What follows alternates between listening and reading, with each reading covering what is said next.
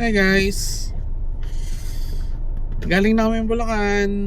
On the way na pa Cavite. Say hi. Hi. Look, tingnan nyo guys kung sino nagdadrive. Nagpresenta, lakas ang loob.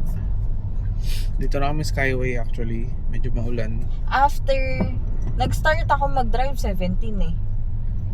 17. Tapos, ngayon lang ulit ako nag-drive. I am 26. Tapos unang drive, pauwi agad. Okay yan.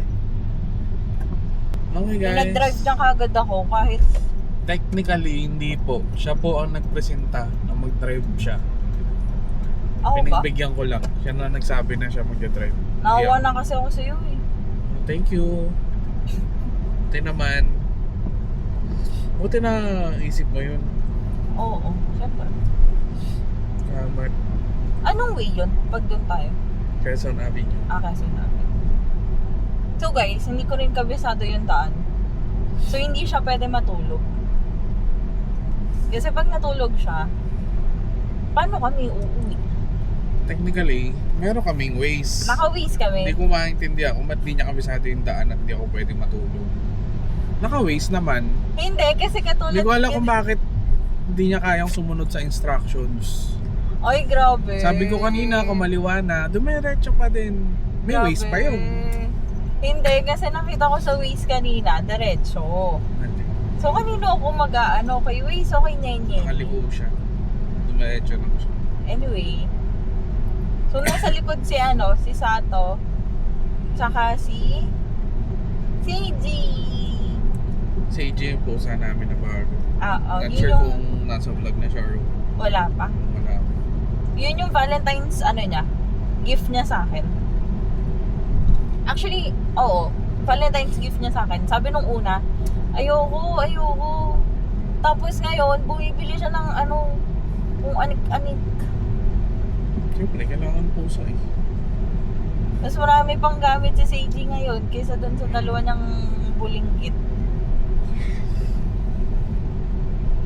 Kailan ka nag-start mag-drive, mahal? Elementary. Totoo? Yes. So, ilang taon ka nun? I don't know. Grade 5, grade 6 pa lang. Oo? Talaga? Yes. Saan ka tinuruan? Una, kandong-kandong ako ni Daddy sa sasakyan. Yung sa FX namin. Ako nagmamaneho hanggang sa ako na yung nagkakambyo. Talaga? Kasi nung hindi ko pa abot yun eh. So, ngayon, nung abot ko na, Ikaw na? unti-unti ako na. Hanggang ako na talaga yung nag-drive talaga nung bandang 4th year college na yata ako. High school. So, tinatakas mo yung kotse? Hindi naman. Hindi naman sa tangkas? Hindi naman. Minsan lang. Sila mama, before, di ba, 16, 17, tinuturoan na kami ni Papa mag-drive. Pero, hindi ako natuto sa manual. Diretso akong matik. Tapos, well, ang tumatakas ng kotse namin, si Kuya. Hindi ako. So, safe ako sa mga ganong bagay. Saka hatid sundo kasi ako, guys. Disney princess kasi yun eh. Hatid sundo ako since then. So, hindi talaga ako parang nakapag-drive ng ganun kalayo or kahit sa malapit. Ano lang, pag-trip lang. Ganun. Sobrang forward pala talaga ng upuan ko dad, no? Yes. Kasi hindi ko abot eh. Height reference, 4'10 lang ako, guys. 4'10, 4'11, ganun. So, hindi ko siya abot. Bago kaming business, guys. 3D printing. Well, hindi pa naman siya officially a business. Nag-start pa lang like literally nitong weekend lang. We just bought yung printer and then ayun, ina-explore pa namin, inaaral pa. Siyempre, kung paano yung mga design, ganun, costing, everything. And then, once na we're ready na, we're gonna start posting na ng mga possible items na pwede namin ibenta, no? So ayun, kung pwede, tatanggap din kami ng mga customized items, of course. Pero syempre ano din yun, based din sa magiging design or sa design, sa cost. Ganun, everything. Kumbaga, bigay mo sa amin yung design na gusto mo, we'll try to do a quotation para doon, and then ayun, we'll start from there. Pero we make sure guys na budget friendly lang siya. Yes, basta Hindi siya aabot ng hindi siya abot ng million, guys. Okay, So, makipag-deal lang kayo sa amin. Depende sa design kasi talaga yun. Basta depende sa design. Tapos, ayun, we'll try to sell din yung mga, kahit yung mga simple lang na keychains, souvenirs, mga tabletop na tawag dito. Alam mo yung mga coasters, mga holders, pen holders, mga ganon. Basta kahit ano, lahat ng kung anong maisip nyo na design, pwede doon. Kasi 3D printer nga eh. So hindi siya yung conventional na printer lang. So, PM nyo lang kami guys para makapag-deal tayo ng maganda. Gumawa na kami ng page kahapon. Like nyo na lang, like and share nyo Apex 3D printing. Bakit Apex yung ginawa mo?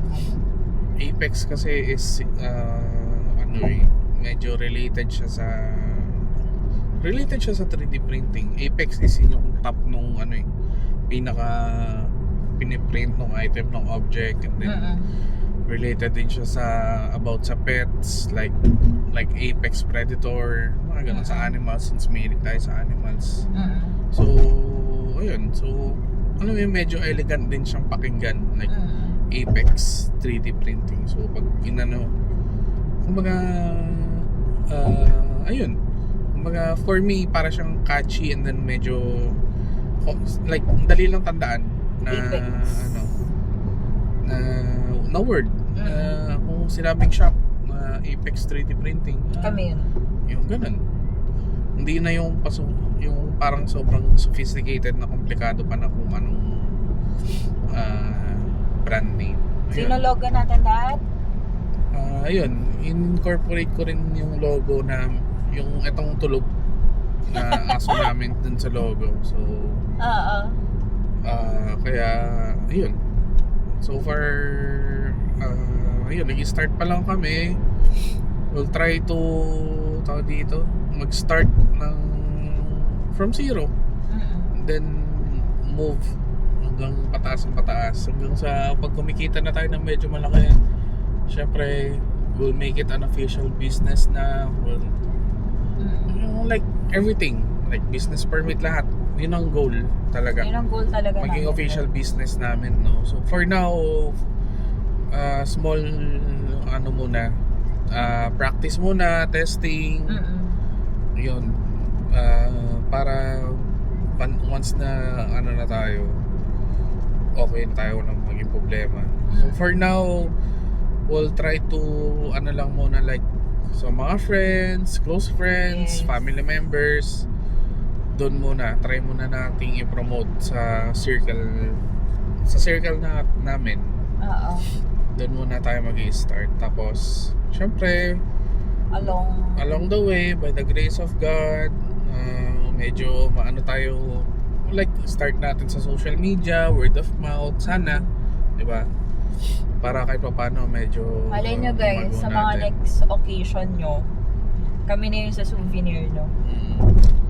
We're not we're not expecting anything like boom agad yung business, no? Hindi naman talaga ganun lahat eh. So slowly but surely, but ayun, we'll try our best na mapunta tayo doon unti-unti. Slowly but surely, yun nga, try namin na hindi bitawan hanggang maging hindi talaga natin guys bibitawan yan. Yun, so para maging okay tayo. But for now, ano lang muna siya. Kumbaga, sideline muna siya. No? Hindi siya yung main hustle natin. Ayun, so sana guys, supportahan nyo kami sa pinapasok naming Ventures. itong venture na to, new venture, new chapter in our life na pagbibusiness. Kasi, let's face it, hirap talaga maging empleyado, alipin ng salapi tuwing kinsenas katapusan, di ba? So, Hopefully. dito sa Pilipinas, wala namang umaasenso na ganun. Okay talaga pag nag-open ka ng sarili mong business, ikaw ang sarili mong boss. Tsaka bonus na rin kasi sa amin, parehas na kaming work from home. Although So, ako naman, ako twice a week sa office, pero syempre, most of the time, ako work from home. So, I can do it on the side din, no? Pag wala tayong work or pagkatapos ng work, before work, di ba? Well, siya kasi, naka-work from home din talaga. So, siya, kaya niyang tutukan yun ng halos full time. So, usap nga namin is siya mag-handle muna nun. Ayun, so ayun, sana guys talaga supportahan nyo kami, like and share our page as much as possible. I will try to post dun sa page ng unti-unti, kahit once a day or once at least 3 times per week na, I will try to accommodate every design na gusto nyo.